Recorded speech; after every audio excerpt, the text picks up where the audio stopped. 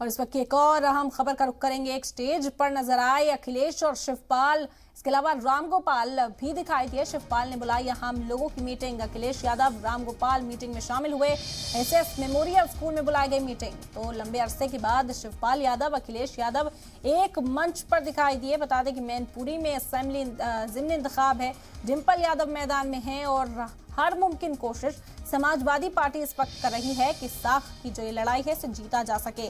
शिवपाल यादव नाराज बताए जा रहे थे, लेकिन अखिलेश यादव ने मुलाकात की और आज चाचा शिवपाल के साथ एक ही मंच पर नजर आए। आप तस्वीर देख सकते हैं, यादव कुनबे की यकजहती इस तस्वीर में आपको दिखाई देगी। शिवपाल यादव, अखिलेश और रामगोपाल एक मंच पर मौजूद।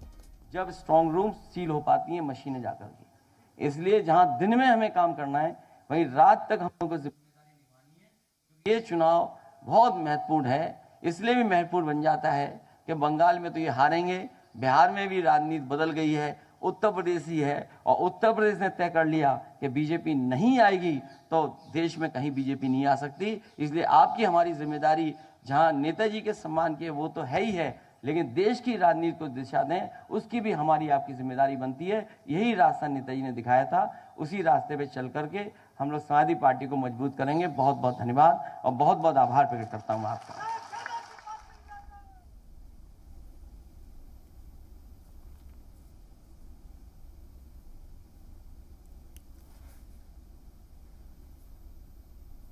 कि सभी लोग अपने अपने स्थान पर बैठे रहें, क्योंकि राष्ट्रीय अध्यक्ष महोदय को आगामी जो जनसभाएं उनमें जाना तो यहाँ पर आप तस्वीरें देख सकते हैं। मंच पर मौजूद अखिलेश यादव, शिवपाल और रामगोपाल एसएस मेमोरियल स्कूल में यहाँ मीटिंग बुलाई गई है। मैनपुरी में ज़िमनी इंतखाब है और इसकी तैयारी में जुटे हुए हैं। मुसलसल मंच पर मौजूद हैं रामगोपाल, अखिलेश और चाचा शिवपाल।